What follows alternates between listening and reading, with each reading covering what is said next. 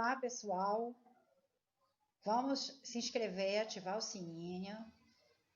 Escola Brigadeiro Fontinelli. Hoje é a nossa primeira aula do 7º ano. Reino Protista, professora Cassila Bastos. Então, nessa imagem nós temos uma ameba se movimentando, que seria um protozoário. E em seguida, vamos verificar algumas características de protozoários e o que são e onde são encontrados. Um tipo de organismo que obtém os seus alimentos por ingestão ou absorção seriam os protozoários. E eles apresentam um núcleo, que é o caso dessa imagem que está se movimentando, que é a ameba, um núcleo individualizado por uma membrana chamada carioteca, e se locomove através de estruturas específicas.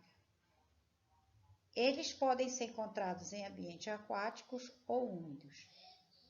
E como eles se reproduzem, os protozoários? A reprodução pode ser assexuada por divisão ou fisão binária ou múltipla, ou sexuada por conjugação ou alternância de gerações.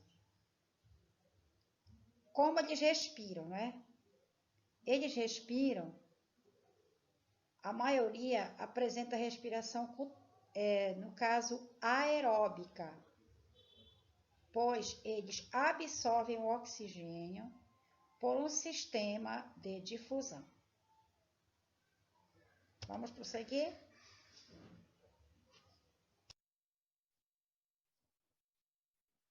Nestes exemplos, nós temos protozoários pluricelulares e autótrofos.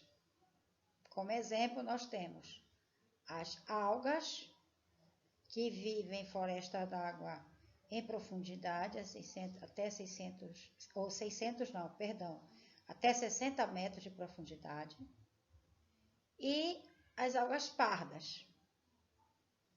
A importância dessas algas, elas podem ser utilizadas na alimentação, pessoal. Vamos verificar aqui outra alga, que seria algas vermelhas. São semelhantes a galhos de árvores, porém são algas. São importantes na alimentação e na produção do agar, que é uma substância muito utilizada em laboratório para fazer um método de preparação de cultura de outros micro-organismos. Clorofitas são algas verdes. Neste exemplo aqui, nós temos a alface do mar, conhecida como uva. Então, pessoal, aqui, ó, na imagem, é semelhante a uma alface. Por isso que ela é denominada alface do mar.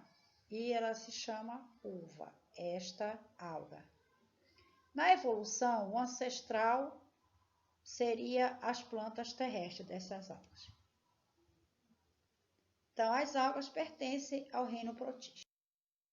Vamos na sequência aqui conhecer os filhos dos protozoários, que os protozoários eles são classificados de acordo com a estrutura de locomoção que eles apresentam.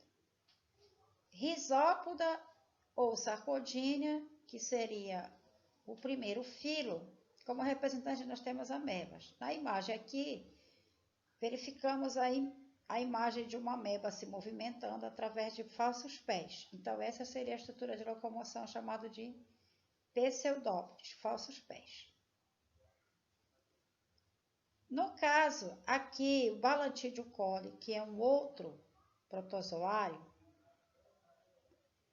ele é um protozoário que se locomove através de cílios, que são filamentos curtos e numerosos, que está em todo o corpo dele, rodeado desses pequenos filamentos que auxiliam ele a se locomover e também a capturar alimentos do ambiente aquático onde ele sobrevive.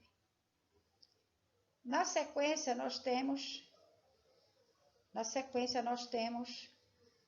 flagelata ou mastigófora, que é o caso aqui da Giardia lambrea, que é um protozoário que ele vai, no caso, se locomover através de filamentos longos, denominados de flagelos, que seriam essas estruturas aqui que permitem com que ela se locomova.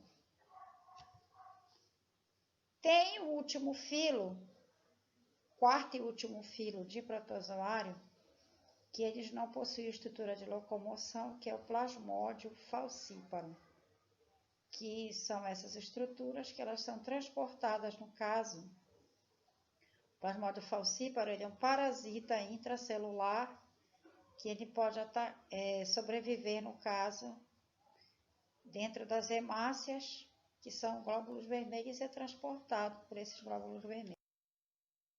Na sequência, estamos vendo aqui, nessa imagem, a estrutura de protozoário que se locomove através dos cílios, um protozoário ciliado, que seria o paramécio, este micro-organismo. Na imagem superior aqui, temos uma estrutura que ela está enchendo de líquido, no caso, que muitas das vezes é a água. Quando ela enche essa estrutura depois, ela irá se esvaziar. Então, a função dela é fazer o controle osmótico, ou seja, controlar a entrada e a saída de água nesse micro-organismo, já que o paramécio se trata de um protozoário aquático. Então, vamos detalhar aqui as estruturas presentes no protozoário, que é o protozoário paramécio caudado.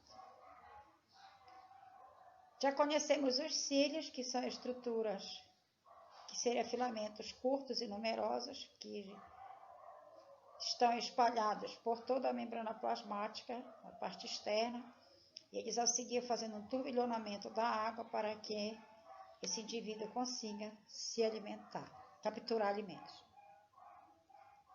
Citóstoma seria a entrada de alimentos semelhante à boca do paramécio, e a citofaringe seria essa estrutura bem aqui, semelhante a um funil, a um cone no caso, por onde vai passar as micropartículas que ele captura da água. O vacúolo contrátil, essa estrutura aqui, que eu já detalhei na figura lá de cima, que faz o controle osmótico, e é semelhante, ele está rodeado aqui por outras estruturas, né? Ele seria uma vesícula grande, que na imagem aqui superior parece uma estrela, semelhante a uma estrela. O que nos chama atenção aqui no paramécio também seria a presença de dois núcleos, o macronúcleo e o micronúcleo. Para que o paramécio possa eliminar excretas, vai surgir esta abertura aqui na membrana plasmática, chamada citopígio, no momento dele fazer a eliminação de alguma excreta, substâncias que não foram digeridas no organismo.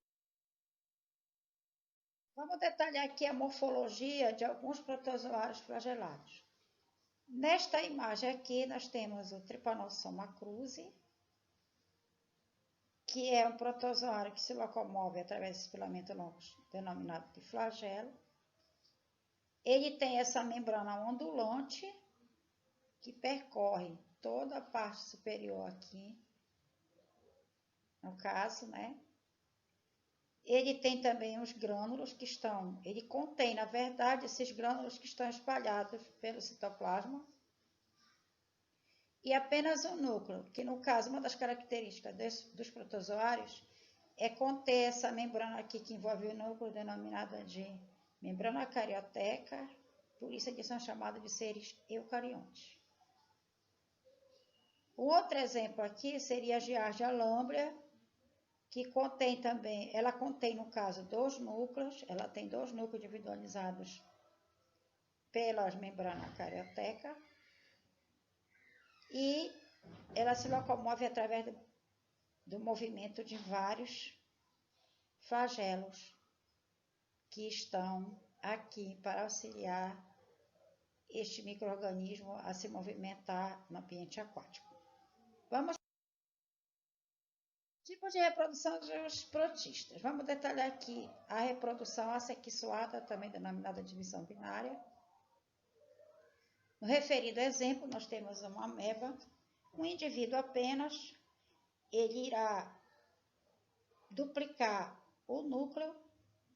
Após a duplicação do núcleo, automaticamente haverá uma invaginação, ou seja,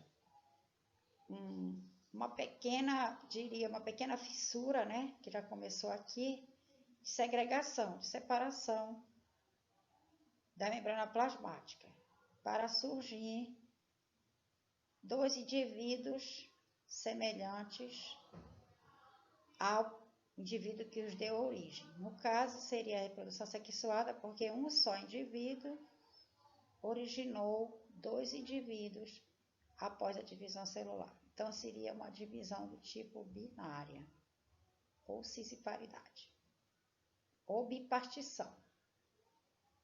Na sequência, nós iremos observar a reprodução sexuada, denominada de conjugação, que ocorre no paramécio, como exemplo, no paramécio caudato. No caso aqui, vai haver uma conjugação entre dois micro-organismos. E eles irão trocar o material reprodutivo, ou os núcleos, no caso, que seriam aqui citados, né? Após essa troca de informações genéticas, eles irão separar-se e irá multiplicar, né, indivíduos para que ocorra aqui uma separação. Então, chama-se conjugação. Eles irão conjugar o material genético. Pessoal, me segue aí no Instagram, @CacilaBastos, e bons estudos. Tchau, tchau. Até a próxima.